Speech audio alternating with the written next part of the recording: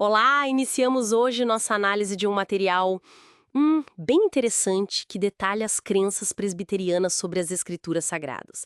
A gente está usando como base um comentário do Gordon Clark sobre o primeiro capítulo da Confissão de Westminster, sabe? O foco é total na Bíblia. E a pergunta central que esse material levanta é: qual a base da autoridade religiosa para eles? E, como se conhece a vontade de Deus segundo essa perspectiva? Vamos explorar um pouco isso. Exatamente. Olha, o ponto de partida do texto é fazer uma distinção, né? Entre o conhecimento que vem da natureza, sim, e a revelação especial de Deus. Argumenta-se que, embora a criação revele sim a existência e o poder de Deus, aquilo de Romanos 1, que torna as pessoas indesculpáveis, né?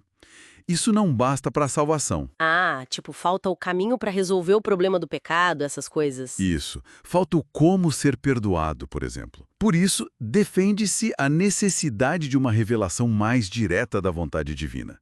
E essa revelação, segundo essa fonte que a gente está vendo, foi registrada na íntegra, nas Escrituras, na Bíblia, para ser preservada, para ser propagada, garantindo, assim, a segurança da verdade para a Igreja. Entendido. E como o texto define, o que são essas escrituras para eles? É bem delimitado? Super delimitado. Define como 66 livros canônicos, Antigo e Novo Testamento. Ok, os 66. E olha só, tem uma ênfase em excluir os livros conhecidos como apócrifos. Ah, os apócrifos ficam de fora. Por quê? Eles são considerados escritos humanos, sem inspiração divina, sem autoridade canônica. O texto até faz uma nota histórica interessante, Qual? dizendo que os reformadores seguiram o cânon judaico original, sabe? E que a Igreja Romana só oficializou a inclusão dos apócrifos lá em Trento depois que a reforma já tinha começado. Entendi a distinção histórica. Bom, se esses são os livros, a questão-chave é: de onde vem a autoridade deles então? Ótima pergunta. A fonte é categórica. A autoridade não vem do testemunho de gente nem da igreja. Não é algo externo, tipo um selo de aprovação. Não, vem unicamente de Deus como seu autor. A escritura deve ser crida porque é a palavra de Deus. Ponto. Mas aí entra um ponto crucial, né?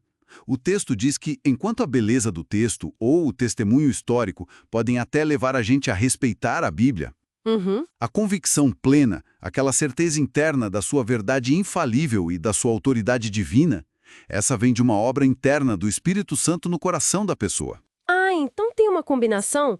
A autoridade objetiva da palavra e uma confirmação subjetiva do Espírito. Exatamente. É uma interdependência. A autoridade está lá, na palavra, mas a persuasão final vem do Espírito testemunhando no íntimo. Isso me lembra a discussão no texto sobre como provar a Bíblia. Não é bem uma prova lógica ou histórica, né? Embora eles mencionem arqueologia confirmando coisas. Precisamente, não é uma prova nesse sentido.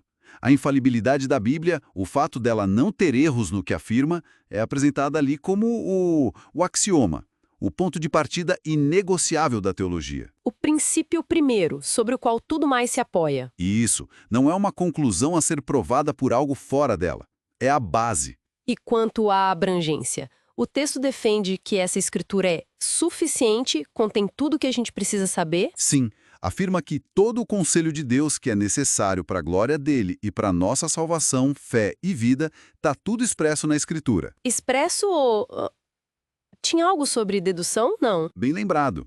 Expresso ou que pode ser logicamente deduzido dela. Eles chamam isso de boa e necessária consequência. São as implicações diretas do texto. Entendi. E, por causa disso, eles rejeitam qualquer acréscimo, seja por novas revelações supostamente do Espírito ou por tradições humanas. Nada pode ser imposto além do que está escrito ou se deduz dali. Essa ideia da dedução lógica parece bem importante para eles, então. Com certeza. Aceitar as implicações lógicas é visto como parte de sermos criados à imagem de Deus, do Logos, né? Mas, atenção, o texto faz uma distinção importante. Uma coisa é entender a lógica, outra ter a compreensão salvadora. Para entender o significado espiritual e aplicar para a salvação, aí é preciso a iluminação do Espírito Santo. Ah, não basta só a capacidade intelectual de seguir o raciocínio. Não. Isso vai além. Não basta entender as palavras ou a lógica. É preciso ser convencido internamente pelo Espírito. Faz sentido? Totalmente. Mas e as partes difíceis da Bíblia? O texto admite que nem tudo é, assim, super claro, né? Sim, admite. Reconhece que tem passagens complexas, difíceis de entender. Contudo, sustenta que as verdades essenciais para a salvação, essas são apresentadas de forma clara o suficiente. Para qualquer um entender, mesmo sem ser um teólogo. Isso, para que todos, doutos ou indoutos, usando os meios comuns de estudo e oração, possam compreendê-las. E qual a regra para interpretar as partes difíceis, então? A regra de ouro, segundo o texto, é usar outras passagens da própria Escritura que falem do mesmo assunto de forma mais clara. A Bíblia interpreta a si mesma. A Escritura é a regra infalível de interpretação. Ok, a própria Escritura se auto-interpreta. Chegamos então ao ponto decisivo, eu acho.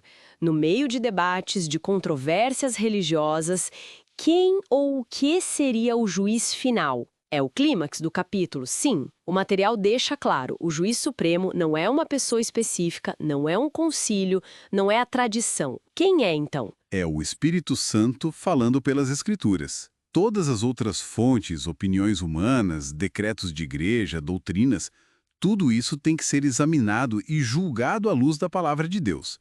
A autoridade final repousa nela. Então, para a gente resumir essa exploração da perspectiva apresentada aqui, a Bíblia, esses 66 livros canônicos, é vista como a palavra de Deus inspirada, infalível. Sua autoridade vem diretamente de Deus e não de fora.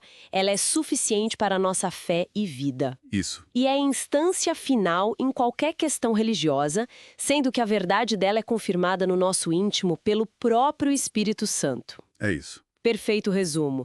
É uma visão que coloca a Escritura numa posição absolutamente central, né? Fundamental mesmo. E isso, claro, nos deixa com uma reflexão, talvez para quem nos ouve pensar depois, se a autoridade máxima é a Escritura e a compreensão que salva depende da iluminação do Espírito. Como fica o diálogo construtivo com outras visões de mundo, outras religiões, que partem de pressupostos totalmente diferentes sobre qual é a fonte da verdade religiosa e do conhecimento sobre Deus? Fica aí a questão, né?